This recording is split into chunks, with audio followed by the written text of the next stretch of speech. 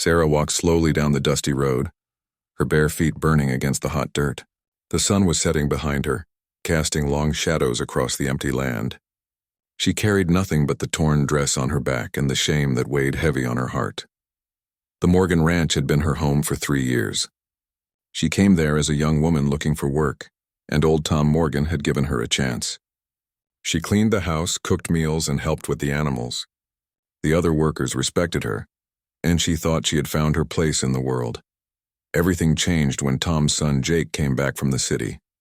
He was handsome and smooth with his words, always finding reasons to talk to her when no one else was around. Sarah tried to stay away from him, but Jake was persistent. He would bring her small gifts and tell her she was the prettiest girl he had ever seen. Sarah knew it was wrong, but she was lonely. Her parents had died when she was 16, and she had no family left. Jake made her feel special, like someone actually cared about her. When he promised to marry her, she believed him. She thought he loved her the same way she loved him. For months they met in secret. Jake would sneak to her small room in the servants' quarters after everyone was asleep. He told her they had to keep their love hidden until he could convince his father to accept their marriage. Sarah waited patiently, dreaming of the day when she could be his wife. The truth came crashing down on a cold morning in November. Sarah woke up feeling sick to her stomach. At first she thought it was something she ate, but as the days passed she realized what was happening. She was carrying Jake's child. When she told Jake the news, his face went white. He looked at her like she was a stranger, not the woman he claimed to love. He told her she was mistaken, that it couldn't be his baby. He said she must have been with other men, calling her terrible names that cut deep into her soul. Sarah begged him to remember his promises, to do the right thing. But Jake just walked away, leaving her standing alone in the barn where they used to meet. That same day, he announced his engagement to the daughter of a wealthy rancher from the next town. Sarah tried to keep working, hoping Jake would change his mind. But her condition soon became obvious to everyone on the ranch. The other women whispered behind her back, and the men looked at her with disgust. When old Tom Morgan found out, his face turned red with anger. He called her into his office and demanded to know who the father was. Sarah looked at Jake, who stood behind his father with cold eyes. She opened her mouth to tell the truth, but Jake shook his head slightly, a warning in his expression. She knew that if she spoke, he would deny everything and call her a liar. Tom Morgan's voice boomed through the room as he told her she was a disgrace to his family's name. He said she had brought shame to the ranch and that decent people couldn't be around such a woman. He gave her 1 hour to pack her things and leave, warning her never to come back. Sarah gathered her few belongings with shaking hands. The other servants watched her pack, but none of them spoke to her. She understood their silence. They were afraid of losing their jobs if they showed her any kindness. As she walked toward the gate for the last time, Sarah saw Jake standing on the porch with his new fiancée. The young woman was beautiful and well-dressed, everything that Sarah could never be. Jake didn't even look in her direction, acting as if she had never existed. The ranch gates closed behind her with a loud clang, and Sarah found herself alone on the empty road. She had no money, no food, and nowhere to go. The nearest town was 20 miles away, and she wasn't sure she could make it that far in her condition. The wind picked up, blowing dust into her eyes and making her cough. She pulled her thin shawl tighter around her shoulders and started walking. Each step took her further from the only home she had known and deeper into an uncertain future. As darkness fell around her, Sarah wondered if she would survive the night. Wild animals roamed these lands, and she had heard stories of travelers who never made it to their destination. But she kept walking, one foot in front of the other, because stopping meant giving up completely. She thought about the baby growing inside her and felt a mix of love and fear. This child would be all she had left in the world, but how could she take care of it when she couldn't even take care of herself? The responsibility felt overwhelming, but it also gave her strength to keep moving forward. The stars came out, providing just enough light to see the road ahead. Sarah's feet were bleeding now, and her legs felt like they might give out at any moment. But she pushed through the pain, driven by a determination she didn't know she possessed. In the distance, she could see the faint glow of lights. It might be a town, or maybe just another ranch. Either way, it represented hope, and hope was all she had left. Sarah took a deep breath and continued walking toward the uncertain light ahead. The lights belonged to a small trading post on the edge of Apache territory. Sarah collapsed near the wooden steps just as the sun began to rise. Her dress was torn and dirty, her feet bloody and swollen. She had walked all night through the desert, surviving on determination alone. The trading post owner, a gruff man named Bill Henderson, found her when he came out to check his horses. He stood over her for a long moment, taking in her condition and obvious pregnancy. Sarah expected him to turn her away like everyone else had, but instead he helped her to her feet. Henderson's wife, Mary, came running when she heard the commotion. She was a kind woman with gentle eyes who had lost 3 babies of her own. When she saw Sarah's condition, she immediately took charge, leading her inside and giving her water and food. The trading post was a rough place that served travelers, cowboys, and occasionally members of the Apache tribe who came to trade goods. It wasn't safe for a woman alone, especially one in Sarah's condition. But Mary Henderson insisted that Sarah stay until she was strong enough to travel. For 2 weeks, Sarah helped around the trading post in exchange for food and shelter. She swept floors, washed dishes, and helped Mary with the cooking. The work was hard, but it felt good to be useful again. The other customers mostly ignored her, which was better than the cruel stares she had received at the ranch. During quiet moments, Mary would tell Sarah stories about the Apache people who lived in the mountains nearby. She explained that they had their own ways of dealing with problems and that their justice was different from the white man's law. Sarah listened politely, but she didn't think much about it at the time. One morning, a group of Apache riders approached the trading post. Sarah watched nervously from the window as they dismounted and entered the store. The leader was a tall man with weathered skin and intelligent eyes. Mary spoke to him in broken Apache mixed with English, conducting business with the ease of long practice. The Apache leader's gaze fell on Sarah, and she saw something in his eyes that surprised her. It wasn't judgment or disgust, but curiosity and perhaps even concern. He spoke quietly to Mary in his own language, gesturing toward Sarah.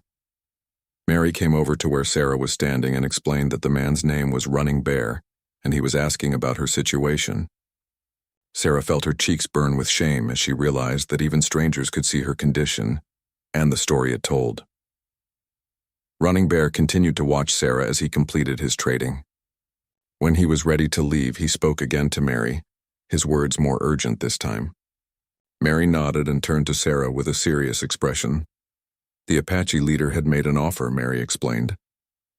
His tribe was camped in the mountains for the winter, and they needed someone to help care for the children and assist with women's work. In exchange, they would provide food, shelter, and protection until the baby was born. Sarah's first instinct was to refuse. She had heard terrible stories about what happened to white women who went with the Apache. But as she looked around the trading post, she realized she had few options. She couldn't stay here forever, and she had no money to travel anywhere else. Mary seemed to understand her hesitation. She explained that she had known Running Bear for many years and that he was a man of honor. His wife had died the previous winter, leaving him with 2 young children to raise. The tribe needed help, and Sarah needed a place where she wouldn't be judged for her past. That night, Sarah lay awake thinking about the offer. She touched her growing belly and wondered what kind of life her child would have. If she stayed in the white world, she would always be marked as a fallen woman. Her child would grow up knowing the shame of being born outside of marriage. But with the Apache, things might be different. Mary had told her that tribal people judged by different standards. They cared more about a person's character and usefulness than about the circumstances of their birth. The next morning, Running Bear returned alone. He waited patiently while Sarah made her decision. When she finally nodded her acceptance, he showed no emotion, but she thought she saw approval in his dark eyes. Sarah gathered her few belongings, which barely filled a small cloth bundle. Mary gave her a warm blanket and some dried food for the journey. She also pressed a small knife into Sarah's hand, telling her it might be useful in her new life. As they prepared to leave, Mary took Sarah aside for a final conversation. She warned her that life with the Apache would be hard, and that their ways were very different from what she knew. But she also said that if Sarah could adapt and prove herself useful, she might find a peace she had never known before. Running Bear helped Sarah onto a gentle horse, handling her carefully because of her condition. As they rode away from the trading post, Sarah looked back one last time at the only safe place she had known since leaving the ranch. The journey into the mountains was slow and difficult. Sarah had never been a good rider, and her pregnancy made it even harder to stay balanced on the horse. But Running Bear was patient, stopping frequently to let her rest and making sure she had enough water. As they climbed higher into the rocky terrain, Sarah began to see signs of the Apache camp. Smoke rose from cooking fires, and she could hear the sounds of children playing. Her heart pounded with nervousness as she realized there was no turning back now. Running Bear led her horse into the center of the camp, where curious faces peered out from behind brush shelters and around cooking fires. Sarah had never felt so out of place in her life, but she forced herself to sit straight and meet their gazes with as much dignity as she could manage. An elderly woman approached them, her face lined with years of desert sun and hardship. She spoke rapidly to Running Bear in Apache, occasionally glancing at Sarah. Sarah couldn't understand the words, but the tone seemed to be one of questioning rather than hostility. Running Bear dismounted and helped Sarah down from her horse. Her legs were shaky from the long ride, and she had to lean against the animal for support. The elderly woman stepped closer, studying Sarah's face and condition with the practiced eye of someone who had delivered many babies. Finally, the old woman nodded and spoke a few words to the gathered crowd. Sarah didn't know what she had said, but she felt some of the tension leave the air. Children began to peek out more boldly from behind their mothers, and some of the younger women smiled at her. Running Bear gestured for Sarah to follow him toward a small shelter at the edge of the camp. As they walked, she realized that her old life was truly over. Whatever happened next would determine not only her fate, but the fate of her unborn child. The shelter Running Bear showed Sarah was small but sturdy, made of wooden poles and covered with animal hides. Inside, there were sleeping furs, a few clay pots, and a fire pit in the center. It was simple but clean, and Sarah felt grateful to have any shelter at all. The elderly woman who had examined her earlier came to the shelter carrying a bowl of warm stew. She introduced herself through gestures in broken English as Grandmother Willow. Her real name was longer and in Apache, but she told Sarah this would be easier for her to remember. Grandmother Willow stayed with Sarah that first evening, teaching her basic words in Apache and explaining the camp rules through a mixture of languages and hand signs. Sarah learned that she was expected to wake early, help with the cooking and children, and earn her place through useful work. The next morning came too soon. Sarah woke to the sound of people moving around the camp and fires being lit for the morning meal. Her body ached from sleeping on the ground, and her pregnancy made every movement difficult, but she forced herself to get up and join the other women. The Apache women watched her carefully as she tried to help with the morning tasks. She burned the first batch of bread she attempted to make and nearly dropped a pot of water she was carrying. The women exchanged glances, and Sarah worried they were already regretting taking her in. But Grandmother Willow was patient with her mistakes. She showed Sarah how to grind corn properly and how to tend the fire without letting it smoke too much. The work was different from what Sarah had done at the ranch, but she was determined to learn. Running Bear's two children, a boy named Swift Arrow who was about 8 years old and a girl named Little Star who was 5, were shy around Sarah at first. They would peek at her from behind rocks and trees but run away when she tried to speak to them. Little Star was the first to warm up to her. The girl had been without a mother for almost a year, and Sarah could see the loneliness in her dark eyes. When Sarah offered to braid her hair one morning, Little Star sat very still and let her work. Swift Arrow was more suspicious. He had been told by his father to be the man of their small family, and he took this responsibility seriously. He watched Sarah with the careful eyes of someone much older than his years, waiting to see if she could be trusted. The other women in the camp had mixed reactions to Sarah's presence. Some were kind and tried to help her learn their ways. Others kept their distance, unsure about having a white woman among them. Sarah understood their caution and tried not to take it personally. As the days passed, Sarah slowly began to find her place in the camp routine. She learned to make the flatbread the Apache favored and how to prepare the desert plants they gathered for food. Her hands became rough from the work, but she felt stronger than she had in months. The Apache way of life was harder than anything Sarah had known, but it was also more honest. There were no hidden meanings in what people said, no secrets or lies. If someone didn't like something, they said so directly. If they approved, they showed it through actions rather than empty words. One morning, a group of young Apache men returned from a hunting trip with bad news. They had seen white soldiers camped near the main trail that led to the trading post. The soldiers were asking questions about Apache movements and seemed to be preparing for something. Running Bear called a council meeting that evening. Sarah wasn't invited to participate, but she could hear the serious voices discussing their situation. Grandmother Willow later explained that the soldiers were probably planning to force all Apache people onto reservations far from their traditional lands. The news made everyone in the camp nervous. Sarah noticed that the women began packing certain items and preparing for the possibility of having to move quickly. The men spent more time checking their weapons and planning escape routes through the mountains. Sarah felt torn about the situation. She was white like the soldiers, but she had found a home with the Apache people. If the soldiers came, would they force her to go with them?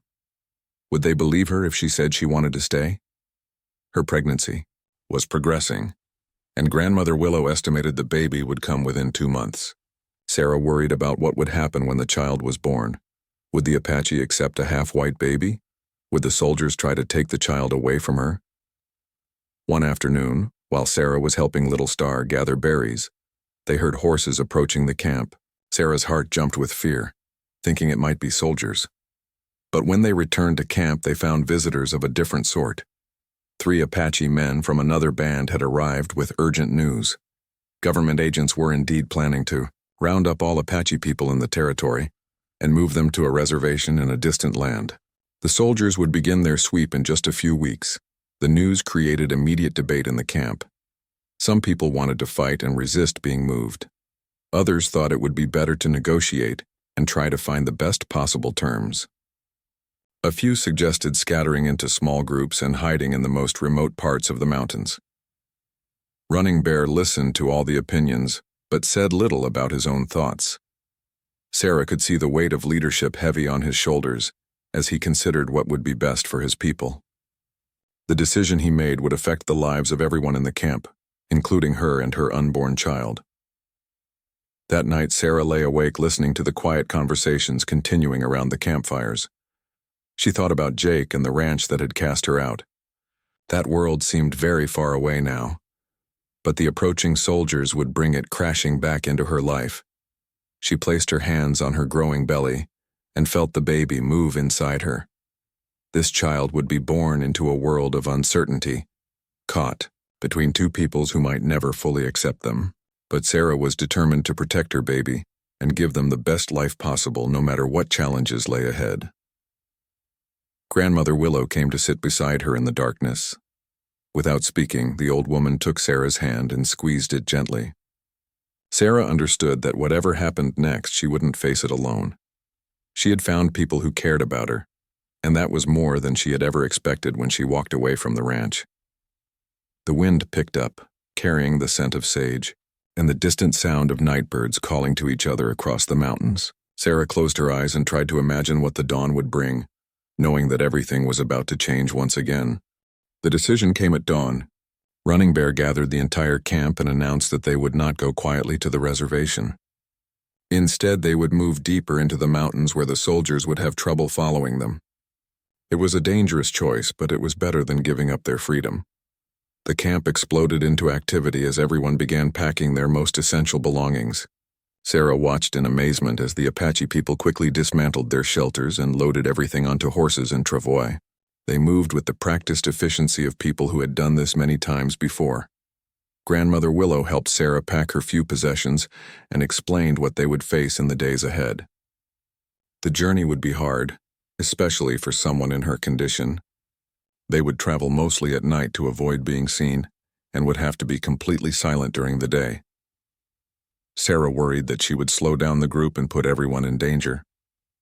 Her pregnancy made her clumsy and tired, and she had never learned to move quietly through the wilderness like the Apache people could. But Running Bear assured her that they would not leave her behind. Little Star stayed close to Sarah as they prepared to leave, sensing the fear and uncertainty in the air. The little girl had already lost her mother, and she was terrified of losing Sarah too. Sarah promised her that they would stay together no matter what happened.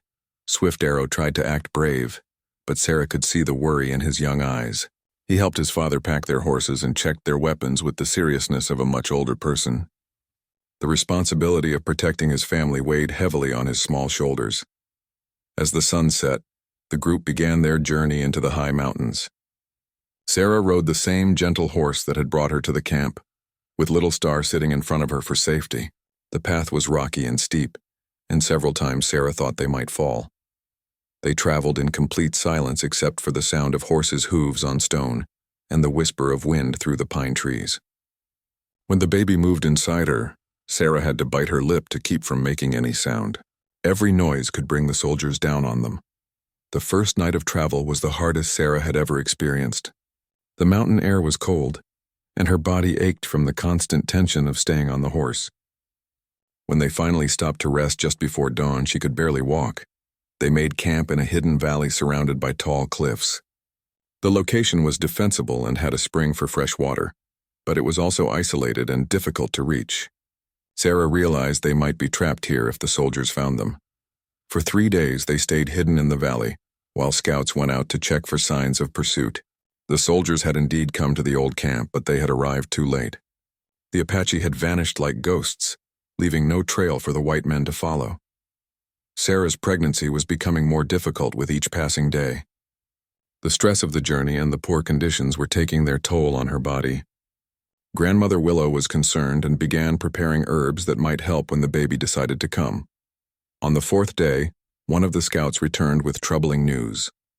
A large force of soldiers was sweeping through the mountains in a systematic search pattern.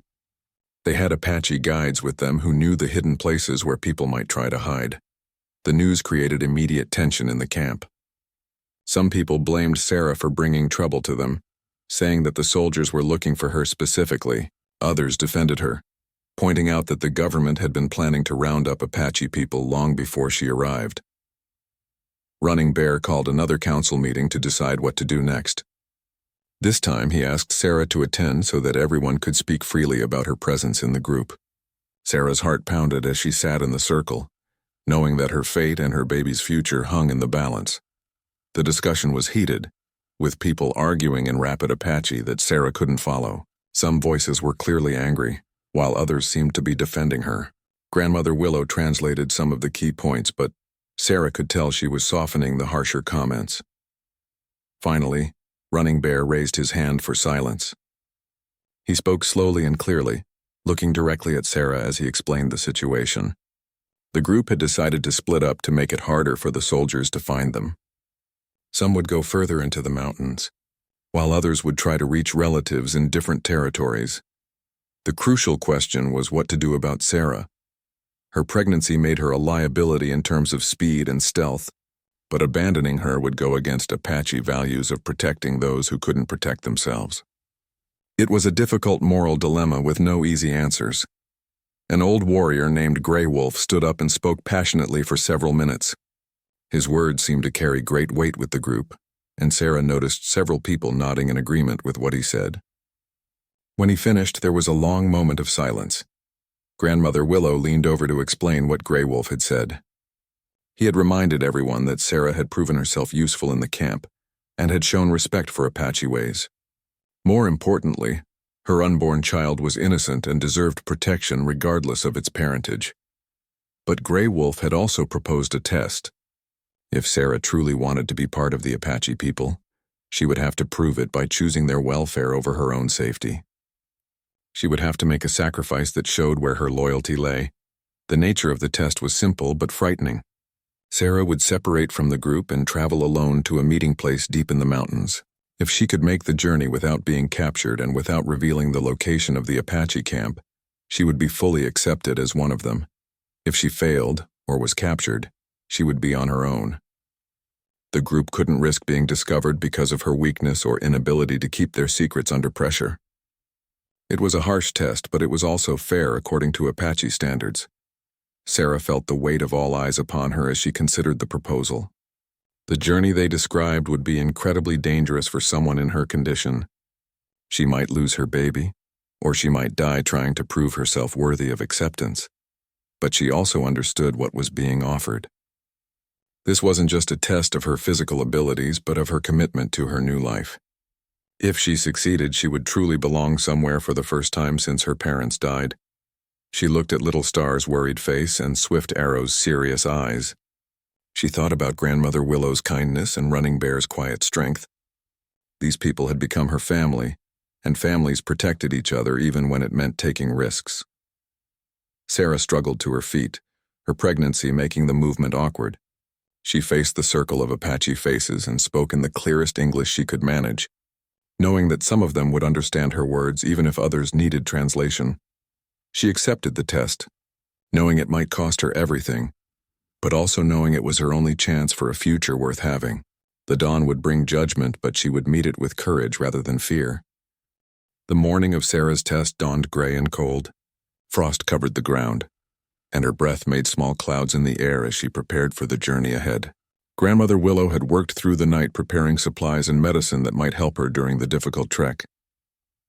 Running Bear provided Sarah with a different horse, one that was sure-footed on mountain trails but also intelligent enough to find its way if she became too weak to guide it properly.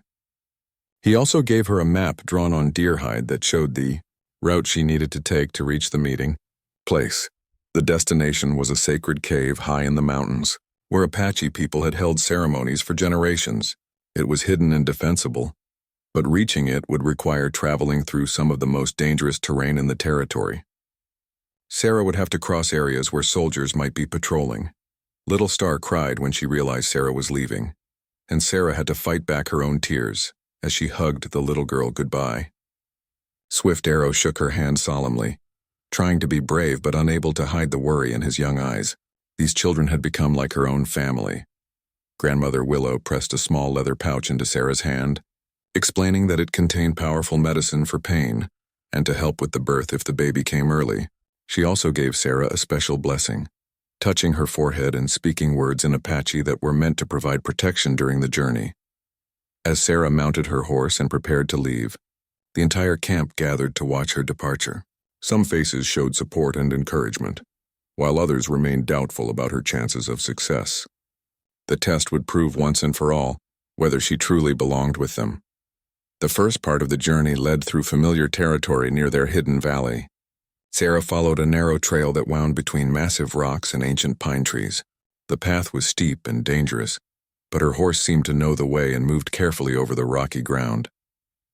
As the morning progressed, Sarah began to feel the strain of the ride.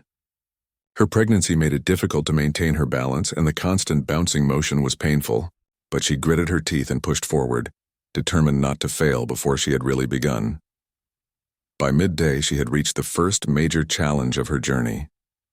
The trail led to a narrow bridge made of fallen logs that crossed a deep canyon. The wood looked old and unstable, and the drop below was terrifying. Sarah's horse snorted nervously and refused to step onto the makeshift bridge. Sarah dismounted and carefully tested the logs with her foot. They seemed solid enough to hold her weight, but she wasn't sure about the horse. She would have to lead the animal across while walking on the uncertain wooden surface herself. Step by step, she coaxed the nervous horse across the canyon. Halfway across, one of the logs shifted under their combined weight, and Sarah's heart stopped as she thought they might both fall. But the other logs held, and they made it safely to the other side. The afternoon brought a different kind of danger. Sarah began to hear the distant sound of horses and men's voices carried on the wind. Soldiers were somewhere nearby, probably following one of the main trails that ran parallel to her route. She would have to be even more careful to avoid being seen. She led her horse off the main path and into thick brush, where they would be hidden from view. The going was slower, and thorny branches tore at her dress and scratched her skin, but staying hidden was more important than speed or comfort. As evening approached, Sarah realized she was lost. The landmarks shown on her deer hide map didn't match what she was seeing around her. She must have taken a wrong turn while trying to avoid the soldiers, and now she wasn't sure which direction to go. Panic began to rise in her chest as she considered the possibility of wandering in circles until her food and water ran out. She was pregnant, alone, and completely dependent on finding the right path to survival. The baby kicked inside her as if sensing her distress. Sarah forced herself to remain calm and study the map more carefully. She noticed that one of the landmarks was a distinctive rock formation that looked like a sleeping giant. Looking around, she spotted what might be the same formation in the distance, partially hidden by clouds. She guided her horse toward the rock formation, hoping she had guessed correctly. The terrain became even more difficult as they climbed higher into the mountains. The air was thinner, and both she and her horse were breathing hard from the effort. Just as the sun was setting, Sarah heard the sound of water running over rocks. According to her map, there should be a stream near the cave she was trying to reach. Hope renewed her energy as she followed the sound through the gathering darkness. The stream led her to a small meadow surrounded by tall cliffs. On one side of the meadow, she could see a dark opening in the rock face that might be the cave she was looking for. Sarah's heart leaped with relief as she realized she might have actually found her destination. But as she approached the cave entrance, she heard voices coming from inside. Her relief turned to fear as she realized that someone else was already there. Were they Apache people who had arrived before her? Or were they soldiers who had somehow discovered the meeting place? Sarah dismounted and crept closer to the cave, trying to hear what the voices were saying. The words were in Apache, which gave her hope that these were friendly people, but she also knew that some Apache had agreed to work with the soldiers as scouts and guides. Taking a deep breath, Sarah called out a greeting in the few Apache words she knew. The voices inside the cave stopped immediately, and she heard the sound of weapons being readied. Her heart pounded as she waited to see whether she would be welcomed or attacked. A figure appeared at the cave entrance, silhouetted against the firelight from inside. Sarah recognized the voice of Grey Wolf, the old warrior who had proposed her test. He had come to the meeting place ahead of her, perhaps to make sure she actually completed the journey on her own. Grey Wolf studied her for a long moment, taking in her exhausted condition and the fact that she had arrived alone as required. Then he stepped aside and gestured for her to enter the cave. Sarah had passed the first part of her test by reaching the destination safely. Inside the cave, she found two other Apache men who had been sent to witness her arrival. They offered her food and water, but their expressions remained serious and watchful. Sarah understood that reaching the cave was only the beginning. The real test was yet to come. Inside the sacred cave, ancient paintings covered the walls, telling stories of Apache ancestors and their connection to the land. The firelight made the figures seem to dance, as if the spirits of the past were watching Sarah's trial unfold. She felt the weight of history and tradition pressing down on her as she waited to learn what came next. Grey Wolf explained that her journey to the cave was only the first test. The second test would be much harder, and would determine whether she truly understood what it meant to be Apache. She would spend the night alone in the cave while the men waited outside, and during this time, she would face the judgment of the spirits. The old warrior's words frightened Sarah more than the dangerous journey had. She didn't understand Apache spiritual beliefs, and she worried that she might accidentally do something wrong that would bring failure upon herself. But Grey Wolf assured her that the spirits would judge her heart, not her knowledge of their ways. As the men prepared to leave her alone, Grey Wolf gave Sarah one final instruction. If soldiers came during the night and demanded to know where the Apache people were hiding, she must choose between saving herself and protecting the tribe. This choice would reveal her true loyalty and determine her fate. The cave entrance was sealed with rocks, leaving only a small opening for air. Sarah found herself in complete darkness except for the dying embers of the fire. She fed small pieces of wood to the flames, trying to keep some light while conserving fuel for the long night ahead. Hours passed slowly as Sarah sat alone with her thoughts. The baby moved restlessly inside her, as if sensing the tension and uncertainty of their situation. She spoke softly to her unborn child, promising to be strong no matter what challenges they faced together. Around midnight, Sarah heard the sound of horses approaching the cave. Her heart began to race as she realized that someone had found the hidden meeting place. She carefully moved to the small opening and peered out into the darkness, trying to see who was coming. Torchlight flickered between the trees as a group of mounted soldiers rode into the meadow. They had Apache scouts with them who pointed toward the cave and spoke in urgent whispers. Sarah's worst fears were coming true as she realized the soldiers knew exactly where she was hiding. The commanding officer, a stern man with gray hair and cold eyes, dismounted and approached the cave entrance. He called out in English, demanding that anyone inside come out immediately. Sarah recognized the voice and felt her blood turn cold. It was Colonel Matthews, the same man who had visited the Morgan Ranch several times when she worked there. Sarah pressed herself against the cave wall, hoping against hope that the soldiers would give up and leave. But Colonel Matthews was persistent. He ordered his men to remove the rocks blocking the entrance, and soon torchlight flooded into the cave where Sarah was hiding. When the soldiers dragged her out, Colonel Matthews studied her face with surprise and recognition. He remembered her from the ranch and quickly pieced together her story. His expression showed both disgust at her condition and satisfaction at finding someone who might have information about Apache hideouts. The colonel questioned Sarah harshly about where the Apache people were hiding and how many warriors they had with them. He promised that if she cooperated, he would make sure she was treated well and returned safely to white civilization. If she refused to help, she would be left alone in the mountains to die. Sarah's mind raced as she considered her options. The easy choice would be to tell the soldiers everything she knew. She could reveal the location of the hidden valley and provide details about the Apache band's numbers and weapons. In return, she would be safe and her baby would be born in comfort. But as she looked at the eager faces of the soldiers waiting for her answer, Sarah thought about Little Star's trusting smile and Swift Arrow's brave attempts to protect his family. She remembered Grandmother Willow's kindness and Running Bear's quiet strength. These people had taken her in when she had nowhere else to go.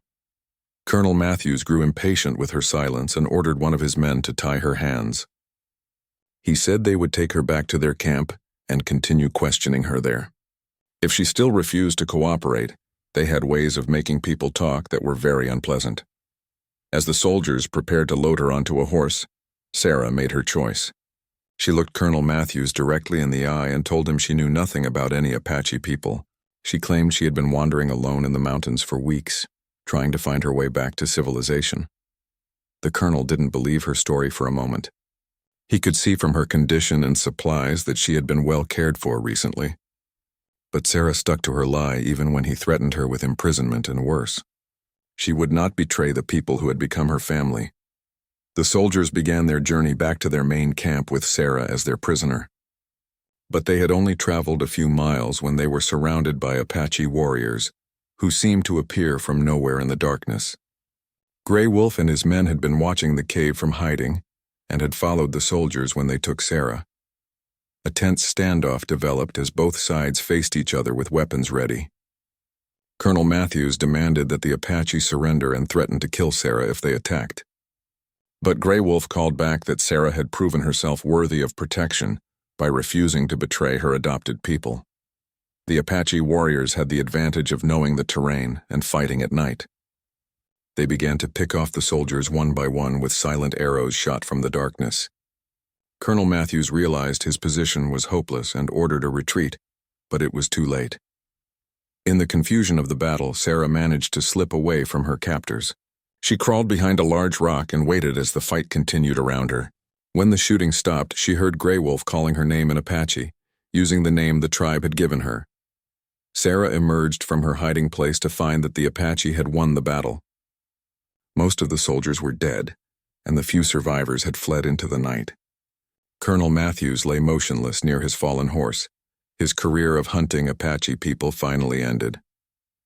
Grey Wolf helped Sarah to her feet and studied her with new respect. She had passed the ultimate test by choosing loyalty to her adopted tribe over her own safety. From this moment forward, she would be considered a true member of the Apache people, with all the rights and protections that came with that status. As they prepared to return to the hidden valley, Sarah felt a sharp pain in her abdomen. The stress of the night's events had triggered the beginning of labor. Her baby would be born not as the child of a disgraced white woman, but as a member of the Apache Nation. Grey Wolf sent one of his warriors racing ahead to bring Grandmother Willow and the other women who would help with the birth. Sarah's transformation from outcast to tribal member would be complete when her child entered the world under the protection of the Apache people. The dawn was breaking over the mountains as they made their way back home, and Sarah knew that this sunrise would mark the beginning of a completely new life for her and her baby. She had found her place in the world at last. The labor pains came stronger and faster as they traveled through the pre-dawn darkness back to the hidden valley. Sarah gripped the horse's mane tightly, trying to stay upright as waves of pain washed over her body. Grandmother Willow rode beside her, speaking soothing words in Apache and checking Sarah's condition with experienced hands. They reached the camp just as the sun was rising over the mountain peaks. The women had prepared a special shelter for the birth, lined with soft furs and filled with herbs that would help ease the pain and prevent infection. Sarah was grateful to finally lie down as her body prepared to bring new life into the world. Little Star and Swift Arrow waited anxiously outside the birth lodge, along with Running Bear and the other men who had grown to care about Sarah during her time with the tribe. The children had been worried sick when she left for her test, and now they faced another kind of uncertainty as they waited for news of the birth. The labor was long and difficult. Sarah's body was weakened from the stress of recent events and the harsh journey through the mountains. Several times Grandmother Willow looked concerned and whispered urgent instructions to the other women, helping with the delivery. As the hours passed, Sarah began to lose hope that she would survive the birth. The pain was overwhelming, and she felt her strength fading with each contraction. She thought about Jake and the ranch that had cast her out, wondering if this was her punishment for the choices she had made. But then she heard Little Star's voice outside the lodge, singing a traditional Apache lullaby that Grandmother Willow had taught her. The sweet, innocent sound gave Sarah new determination to fight for her life and her baby's future. She would not give up when so many people were depending on her. Just as the sun reached its highest point in the sky, Sarah's baby finally entered the world. The infant's cry filled the lodge with the sound of new life, and Sarah wept with relief and joy as Grandmother Willow placed the tiny child in her arms. The baby was a girl with dark hair and features that showed her mixed heritage. She was small but healthy, with strong lungs and bright eyes that seemed to take in everything around her. Sarah knew immediately that this child would grow up to be as strong and brave as the Apache people who had welcomed them. Grandmother Willow announced the birth to the waiting crowd outside, and cheers erupted throughout the camp. Running Bear was the first to enter the lodge, followed by Little Star and Swift Arrow, who were amazed to see the tiny new member of their family. The tribal elders gathered that evening to perform the naming ceremony for Sarah's daughter. After much discussion, they chose to call her Dawn Walker, because she had been born as the sun rose and because her mixed heritage meant she would walk between two worlds throughout her life. Sarah herself received a new name during the ceremony. She would no longer be known by her white name, but would be called Woman Who Chooses Family, honoring her decision to protect the tribe even at the risk of her own life. The name reflected her transformation from outcast to valued tribal member. In the weeks that followed, Sarah recovered her strength while learning how to care for her daughter according to Apache traditions. Dawn Walker was considered a special child because of the circumstances of her birth and the courage her mother had shown. The entire tribe took pride in helping to raise her. Little Star became like a big sister to the baby, always eager to help with feeding and playing. Swift Arrow appointed himself as Dawn Walker's protector, promising that no harm would ever come to his adopted sister. Running Bear treated Sarah's daughter as if she were his own child. Months passed peacefully in the hidden valley. The soldiers never found their location, and gradually the immediate threat began to fade. Sarah learned more Apache skills and became fully integrated into the life of the tribe. She found happiness in her work and in the community that had embraced her. One day, a trader brought news that shocked everyone. Jake Morgan had been killed in a gambling dispute in a distant town, and his father's ranch was being sold to pay his debts. Sarah felt a mixture of sadness and relief at this news. The man who had betrayed her was gone, but she no longer needed his acknowledgement or approval. Sarah realized that being cast out from the ranch had been the best thing that could have happened to her. If she had stayed in that world, she would have remained forever marked as a fallen woman.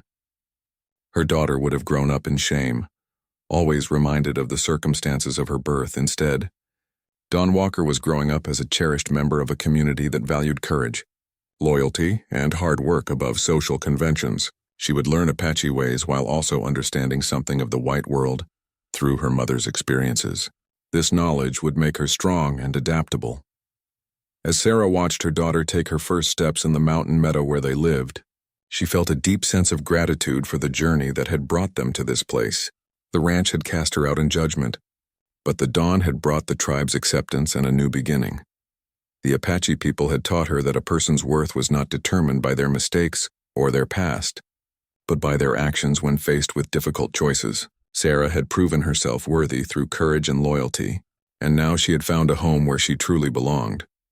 Standing in the warm sunlight with Dawn Walker playing at her feet and the mountains rising majestically around them, Sarah knew that she had finally found peace. The judgment of her old world no longer mattered. She had been accepted by people who valued her for who she was, not for what others expected her to be. The story of the woman the ranch cast out had ended, but the story of woman who chooses family was just beginning. Together with her daughter and their Apache family, Sarah would face whatever challenges the future might bring, secure in the knowledge that they belonged to each other and to this beautiful, harsh land that had given them both a home.